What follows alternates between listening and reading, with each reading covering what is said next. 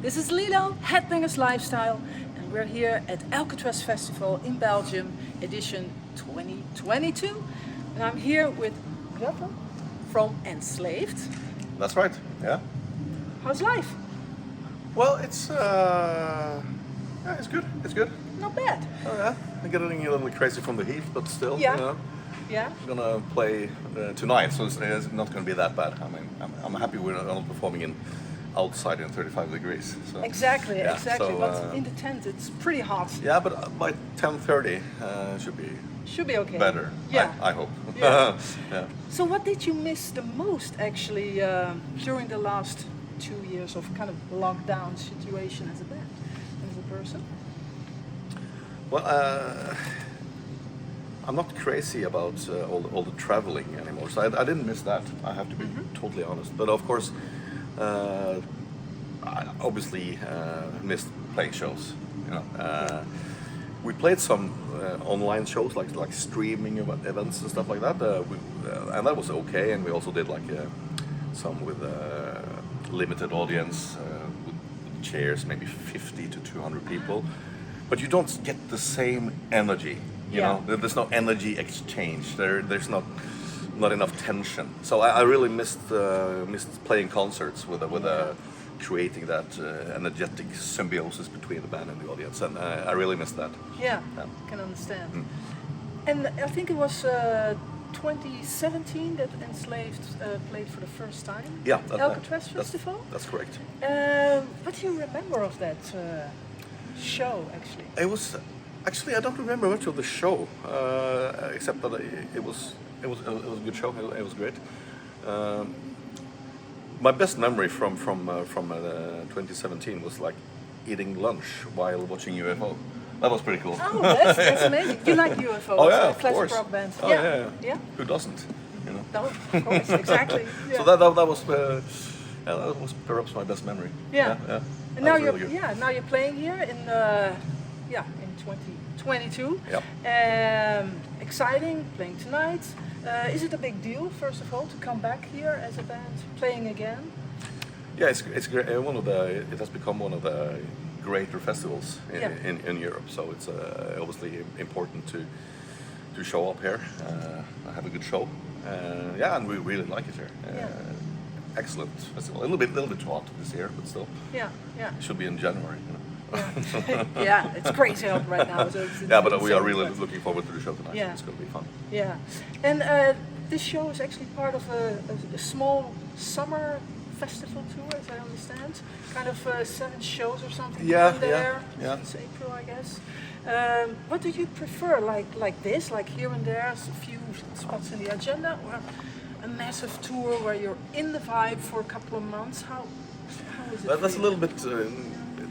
It's two different things because it's a whole different mindset. Because I mean, living on a tour bus, it's really special, and you have to be mentally prepared for it, because there's like you're living in a huge fart box, you know, and you have absolutely no privacy, and you really have to zoom into those events.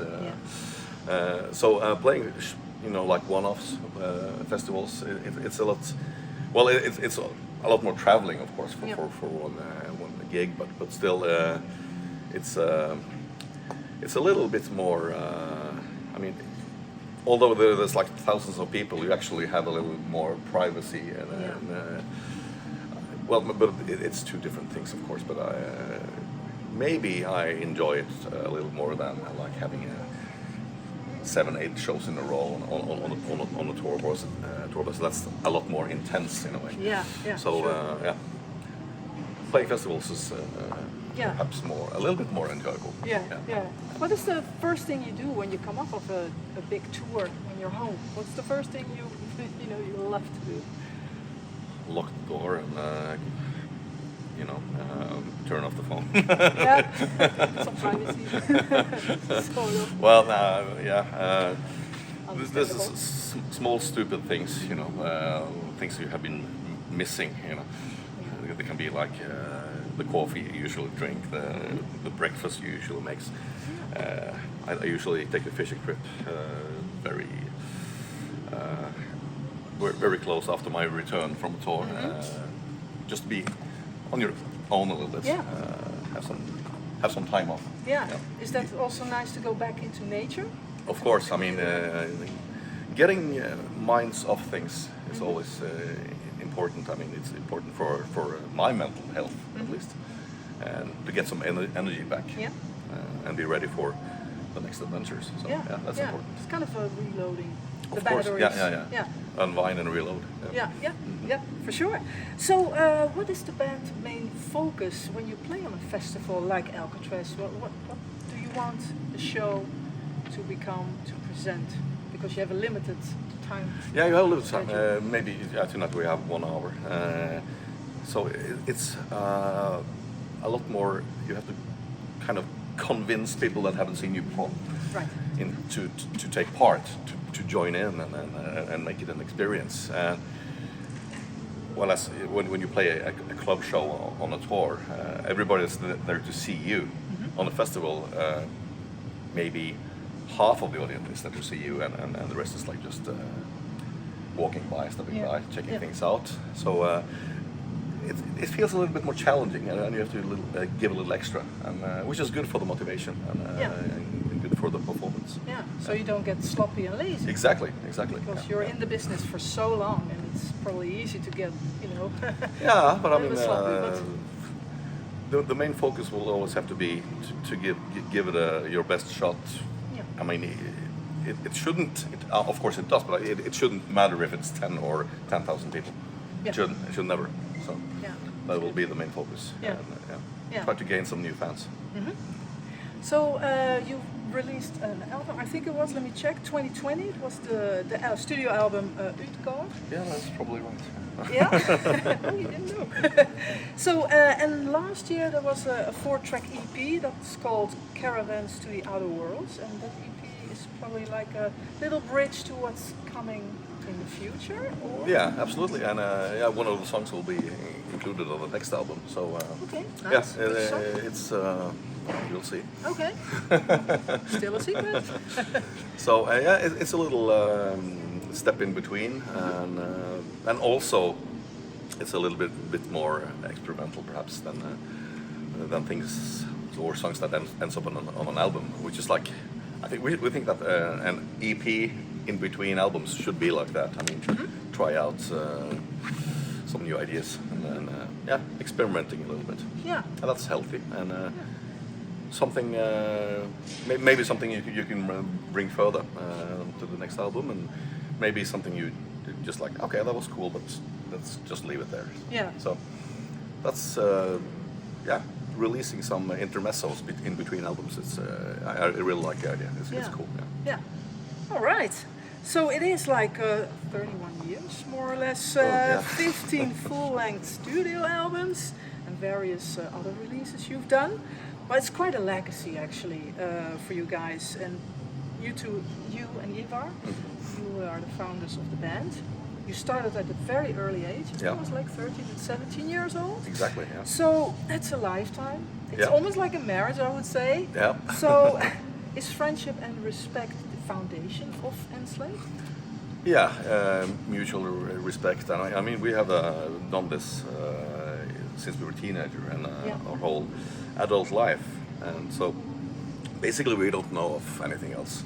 So, but I mean, there's still motivation to write music, perform music together.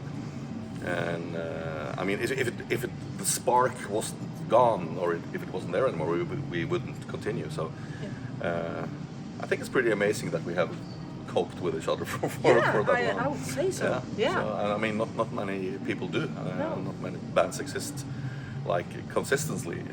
I mean, bands have like comebacks and stuff like that. They break up, and we have never done that. No. So we have stuck together for more than 3 decades, and I think actually that's pretty impressive. I think so too, guys. Yeah, for sure. So, what does it actually take for a musician to be part of Enslaved? Because there are other band members too, and there's lineup changes here and there over the years. So, what does it take for the other guys to be in Enslaved, to make it on the road as well? How does that work? I guess you have to ask them. But no, I mean, obviously you have to be devoted and dedicated, because it's not a very average or even comfortable life. I mean, there's all the traveling, and there's a lot of early flights and stuff like that.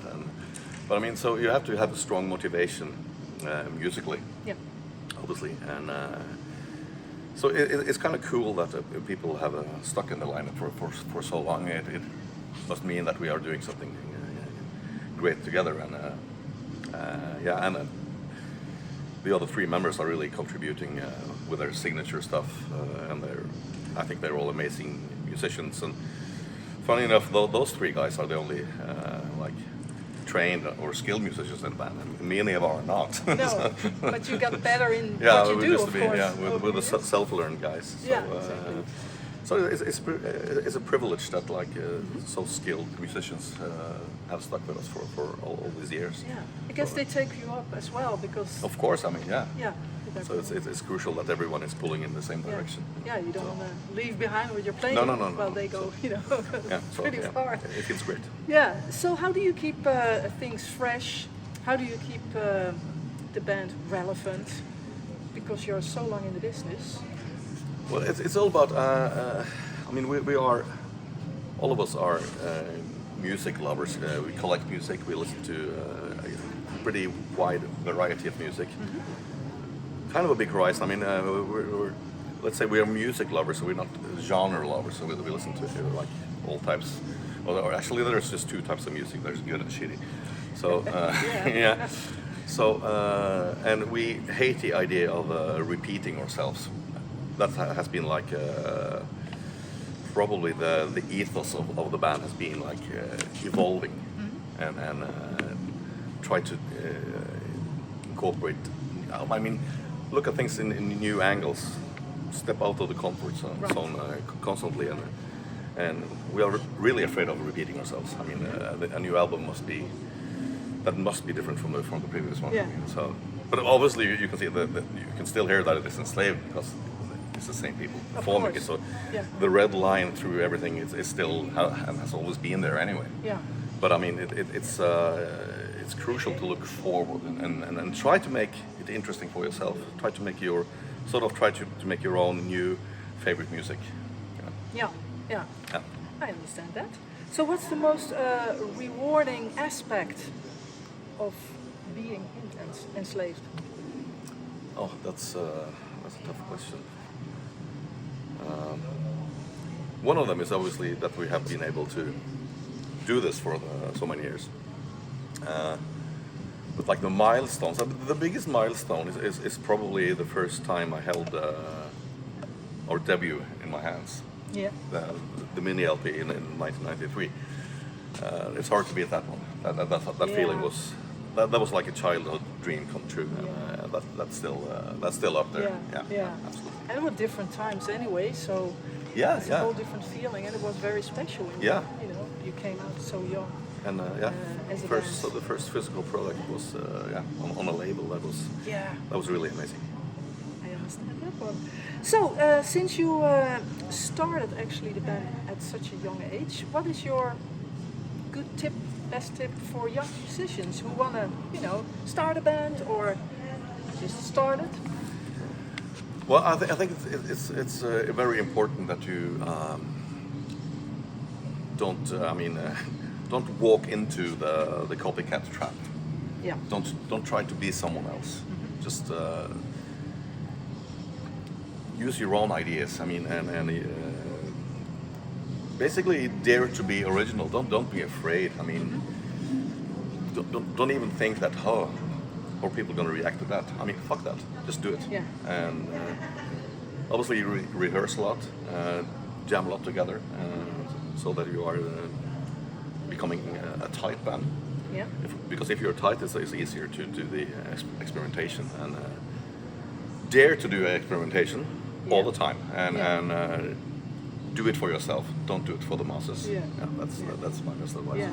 But are you make a good living out of the band, or is Is it hard? Can we talk about something else? Business-wise, I mean, it's hard to just do the band obviously nowadays because let's be honest, we don't sell that many records anymore. No one does. Yeah. And the streaming doesn't. I mean, it's hard. It spreads the music, but I mean, you don't earn any money of it. I mean, unless you are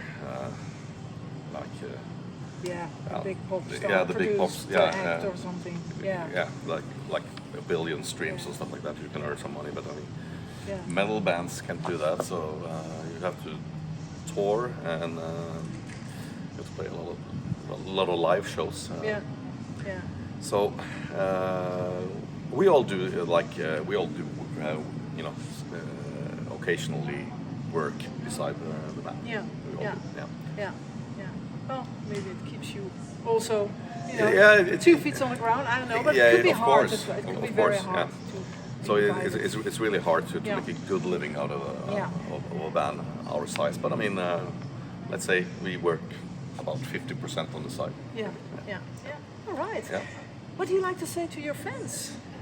Come to our show. And buy the records. And buy the records, or don't copy. Get the records. I mean, steal it in the stores. I mean, just get it. I'll sign it for you. Well, thank you so very much for talking to us, and thank you guys out there for watching this. Thanks for watching. And come to the show. All the shows.